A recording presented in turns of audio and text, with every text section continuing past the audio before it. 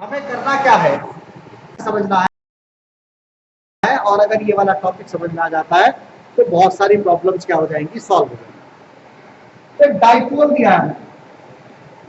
अब डाइपोल पर दो चार्ज होते हैं, एक माइनस क्यू एक प्लस क्यू। तो डाइपोल माइनस क्यू चार्ज ये रहा और प्लस क्यू चार्ज डाइपोल का ये। हमसे कहा इस डाइपोल की वजह से जिसकी लेंथ 2a हो, इसके सेंटर से r डिस्टेंस पर, कहां से, सेंटर से, कोई पॉइंट है जनरल। अब जनरल पॉइंट तो इसके चारों तरफ कहीं पर भी हो सकता है।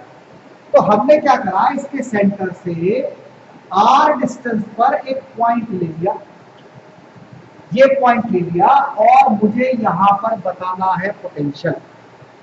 क्या बताना है कि डाइपोल जो है, ये डाइपोल इस r डिस्टेंस पर, मिड पॉइंट से r डिस्टेंस पर कितना पोटेंशियल बनाएगा।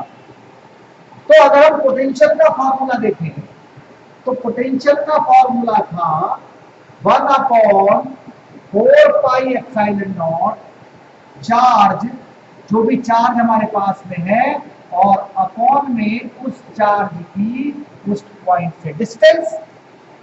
ये पोटेंशियल का फॉर्मूला है, मैंने ड्राइव करा हमने। तो अगर मैं कहूं पोटेंशियल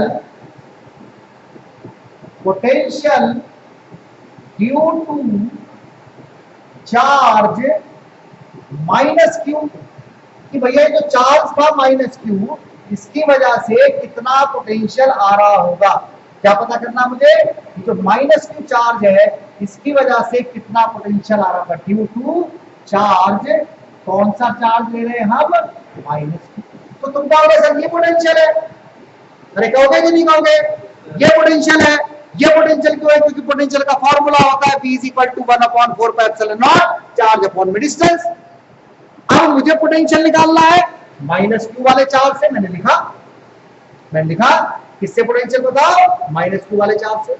जब मैं तुमसे माइनस क्यू वाले चार्ज से पोटेंशियल पूछ रहा हूं और मैं कह रहा हूं भैया इस पी पॉइंट पर बताओ, तो तुम कहोगे सर जी हमें इसकी डिस्टेंस बताओ कितनी है, ये पॉइंट कितनी दूर है, ये पॉइंट कितनी दूर है। क्योंकि अगर पोटेंशियल बताते हैं तो फॉर्मूले में जिस चार्ज से पोटेंशियल बताना, वो चार्ज भी चाहिए और जो डिस्टेंस चाहिए वो भी चाहिए। अब ये डिस्टेंस हमको पता नहीं, तो हमने इस डिस्टेंस को मान लिया r1। कितना मान लिया हमने इस डिस्टेंस को, r1। अब तुम कहोगे सर जी अब तो हम पोटेंशियल बता देंगे। कैसे बताओगे, पहला पोटेंशियल हो गया ये 1/4πε0, चार्ज कौन सा था, माइनस क्यू, डिस्टेंस कितनी थी, r1। अगर मैं तुमसे कहूं मुझे तुम बताओ potential due two plus Q, potential due two plus Q, फिर मेरे से सवाल करोगे सर चार्ज तो आपने बता दिया, डिस्टेंस भी तो बताओ। अब डिस्टेंस तो क्वेश्चन में कहीं दी नहीं थी, तो हमने इस डिस्टेंस को क्या मान लिया, r2 मान लिया। तो अब दूसरा पोटेंशियल कितना बन गया, 1/4πε0 चार्ज अपॉन में r2। अब मैं तुमको बार बार बोला भैया पोटेंशियल एक स्केलर क्वांटिटी है, ये सिंपली ऐड हो सकती है। पोटेंशियल कैसी क्वांटिटी, स्केलर। कैसी क्वांटिटी, स्केलर। इलेक्ट्रिक फील्ड कैसी क्वांटिटी, वेक्टर। इलेक्ट्रिक फील्ड कैसी क्वांटिटी, वेक्टर। इलेक्ट्रिक फोर्स कैसी क्वांटिटी, वेक्टर। वेक्टर को जोड़ोगे तीर तीर लगते हैं, कोई इधर जाता है कोई इधर जाता है, कोई ऐसे कोई वैसे, वेक्टर को जोड़ोगे तो। But scalar quantity simply plus और माइनस, सिंपली प्लस और माइनस, सिंपली प्लस कर देते हैं हम। स्केलर क्वांटिटी को क्या कर देते हैं, सिंपली प्लस। तो तुम कहोगे सर तो बड़ा आसान काम हो गया भैया, अगर v निकालना है तो आप कह रहे हो इनको प्लस कर दो, क्योंकि स्केलर है। जितने भी न्यूमेरिकल होंगे अलग अलग पॉइंट से सारे पोटेंशियल निकालो, प्लस कर दो। अगर कोई न्यूमेरिकल आ गया पोटेंशियल पर, तो जो चार्ज के रखा वो देख लो कहां है, डिस्टेंस कितनी दूर है ये देख लो, सारे पोटेंशियल निकाल लो, सबको प्लस कर दो।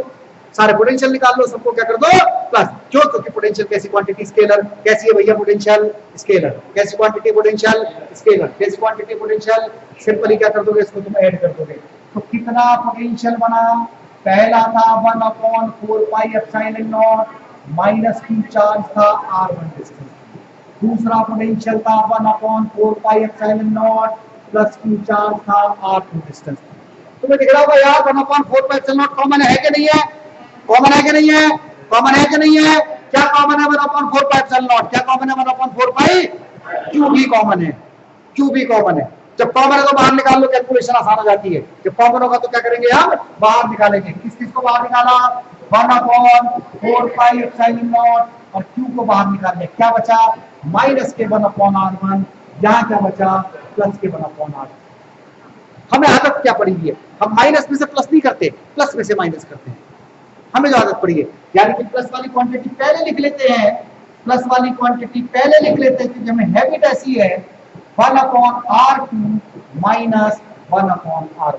और फ्रैक्शन में अगर कोई चीज हो तो मैथ्स कहता है उसका एलसीएम ले लेना चाहिए। क्या ले लेना चाहिए? क्या लोगे इसका? क्या लोगे इसका? Simply LCM. ब्रैकेट वाली चीज का क्या ले लेंगे हम? Simply LCM. क्या लेना है? एलसीएम। क्या लेना है? एलसीएम। क्यों लेना है? क्योंकि फ्रैक्शन में है। R1 R2 इसका क्या हो गया? एलसीएम हो गया।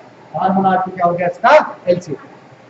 R1 की इधर मल्टीप्लाई हो जाएगी, R2 की इधर मल्टीप्लाई हो जाएगी, तो हमारे पास भी आ जाएगा, ये आ जाएगा R2 माइनस R1। और कायदे में ये हमारा पोटेंशियल का आंसर आ गया। अगर हमें R1 R2 डिस्टेंस पता चल जाती, अगर इस न्यूमेरिकल प्रॉब्लम में, अगर इस न्यूमेरिकल प्रॉब्लम में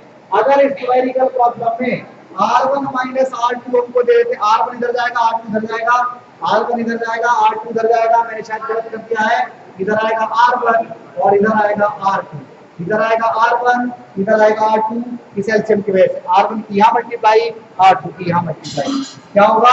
R1 इधर, R2 इधर। बट अगर कोई ऐसा न्यूमेरिकल पेपर में आ जाए, ऐसा न्यूमेरिकल पेपर में आ जाए और तुमको R1 दे दिया जाए, तुमको R2 दे दिया जाए, R1 दे दिया जाए, R2 दे दिया जाए, वैल्यू पुट करो न्यूमेरिकल में आंसर आ जाएगा, वैल्यू पुट करो न्यूमेरिकल में आंसर आ जाएगा।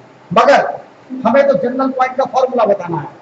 अगर हम इस डायग्राम को देखें, में R1 R2 दिया ही नहीं, हमने तो लेट करा है, हमें तो दिया ही नहीं था, तो इसको एलिमिनेट करना पड़ेगा, हटाना पड़ेगा। अब तुम R1 R2 में आंसर नहीं छोड़ सकते। क्यों? क्योंकि R1 R2 हमने सिंपली ऐसी मान लिया था, सिंपली ऐसी मान लिया था। तो R1 कैसे एलिमिनेट हो? सपोज करो, ज्योमेट्री का इस्तेमाल करो। अगर हम इस पर परपेंडिकुलर ड्रॉ कर दे, क्या ड्रॉ करा? परपेंडिकुलर। क्या ड्रॉ करा? परपेंडिकुलर। तो ज्योमेट्री के हिसाब से, फिगर के हिसाब से, अगर ये डिस्टेंस R2 है, ये डिस्टेंस R2 है, तो इतनी डिस्टेंस भी क्या होनी चाहिए? R2। तो ये बाकी बची हुई डिस्टेंस, ये बाकी बची हुई डिस्टेंस मैं इसको ब्लैक कलर से कर देता हूं। किससे कर देता हूं? ब्लैक से। किससे कर दिया मैंने इसको? ब्लैक से। किससे कर दिया मैंने इसको? ब्लैक से। किससे कर दिया? ब्लैक से। बोलो कितनी होनी चाहिए? बोलो कितनी होनी चाहिए? R1 minus R2। कितनी डिस्टेंस बचेगी? R1 minus R2। कितनी डिस्टेंस बचेगी? R1 minus R2। कितनी डिस्टेंस बचेगी? R1 minus R2। कितनी डिस्टेंस बचेगी? R1 minus R2। तो बोलो ये डिस्टेंस कितनी बनी? ये डिस्टेंस कितनी बनी? R1 minus R2। कितनी डिस्टेंस है? R1 minus R2। R1 minus ये डिस्टेंस बन गई R1 माइनस। सपोज करो, सपोज करो ये एंगल थीटा, ये एंगल कितना? थीटा। कितना एंगल बोला? थीटा। कितना एंगल बोला? थीटा। चलो ज्योमेट्री लगाते हैं, ज्योमेट्री लगाते हैं। ऐसे करके बना हुआ है। मान लो ये पॉइंट है A, मान लो ये पॉइंट है B, मान लो ये पॉइंट है C। तो AC वाली लाइन ये रही, ये लाइन कौन सी लाइन है? AC। A पर कितने डिग्री का एंगल है? थीटा का, है ना? AC वाली लाइन ये रही। C पर कितना एंगल है? 90 डिग्री का। ये रही 90 वाली लाइन। ये पॉइंट क्या बना? B। ये रही BC वाली लाइन, CB वाली लाइन। और ये लाइन कौन सी बन गई हमारे पास? AB वाली लाइन। तो AB वाली लाइन कितनी है? 2A। कितनी है? 2A। ये एंगल कितना है? थीटा। ये एंगल कितना है? थीटा। ये डिस्टेंस कितनी है? R1 minus R2। अगर cos थीटा का फॉर्मूला लगा दिया जाए, यहाँ इसका फॉर्मूला लगा दें हम, cos थीटा। इसका फॉर्मूला बोला मैंने, तो cos थीटा कितना होगा? cos थीटा कितना होगा? cos थीटा बोलो, R1 माइनस R2 अपॉन 2। तो R1 R2 कितना बन गया? 2A cos theta. R1 R2 कितना बन गया? 2A cos theta. R1 R2 कितना बन गया? 2A cos theta. R1 minus R2 कितना बन गया? 2A cos theta. R1 minus R2 कितना बन गया? 2A cos theta. कितना बन गया? 2A cos theta. ये डायग्राम उल्टा पुल्टा हो सकता है, ये डायग्राम उल्टा पुल्टा हो सकता है, कल मैंने कुछ और बना दिया, बट R1 माइनस R2 कल भी कितना बना होगा 2a cos थीटा। कितना बना होगा, हमें रखना नहीं है, हमें रखना नहीं है, हमने इधर बना दिया होगा उधर बना दिया होगा। हाँ वो पॉइंट कुछ भी हो सकते हैं, बट R1 R2 बना कितना होगा 2a cos थीटा। कितना बना होगा 2a cos theta, 2a cos theta. असल में क्या है, बताओ, एक चीज गलती हो रही होगी, एक चीज गलती हो रही होगी, एंगल एंगल ये नहीं बन रहा होगा, ये R1 माइनस R2, ये डायग्राम गलत हो रहे होंगे। R1 माइनस R2 सुन लो, AC ये लाइन है, AC ये लाइन है, R1 माइनस R2 ये हो रहा होगा, R1 माइनस R2 ये हो रहा होगा। अब सही बना होगा, अब सही बना होगा। अब base upon hypotenuse, base upon hypotenuse, मैंने R1 R2 मान लिखते परपेंडिकुलर बन जाता, साइन का फॉर्मूला बन जाता है, इसका फॉर्मूला बन जाता है, फिर साइन का गलत हो जाता है। तो R1 माइनस R2 AC है, R1 माइनस R2 क्या है AC, R1 माइनस R2 क्या है AC। अब सही हो गया ना, cos theta, R1 minus R2 cos theta equal to कितना हुआ, R1 minus R2 upon 2a। पहले गलत बोला था क्योंकि परपेंडिकुलर चल रहा था। तो R1 माइनस R2 कितना बन गया 2a cos थीटा। अगर हम यहां से देखें R1 R2, ये लाइन शॉर्ट डाइपोल की लाइन है, ये शॉर्ट डाइपोल था, ये भी शॉर्ट डाइपोल था, ये R था। अगर हम इनको इक्वली देखें, इनको चेक करें, तो R1 की वैल्यू ज्यादा फर्क नहीं होगा, R2 की वैल्यू ज्यादा फर्क नहीं होगा R की वैल्यू।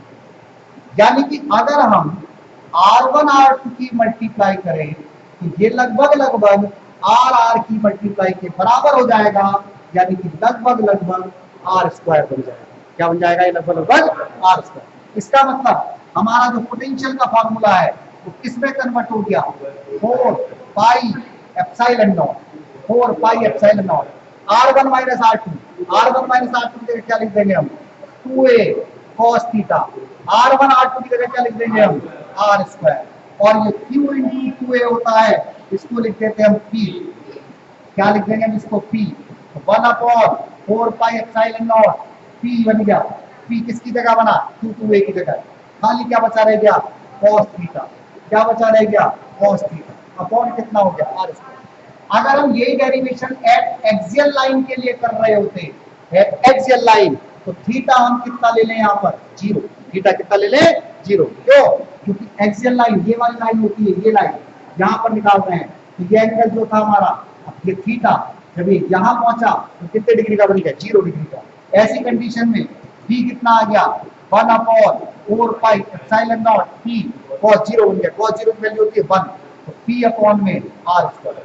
बट अगर हम यही डेरिवेशन इक्विटोरियल लाइन के लिए कर लेते तो ये थीटा यहाँ पहुंच जाता, और अब कितने डिग्री का एंगल बन जाता 90 का, और अगर 90 का एंगल बन जाता तो cos 90 कितना हो जाता 0, cos 90 कितना हो जाता 0। तो इक्विटोरियल लाइन, कौन सी लाइन बोली मैंने, इक्विटोरियल लाइन, टोटल पोटेंशियल कितना हो जाता 0। तो इस फॉर्मूले से हम एक्सियल लाइन भी सॉल्व कर सकते हैं, और इस फॉर्मूले से हम इक्विटोरियल भी सॉल्व कर सकते हैं।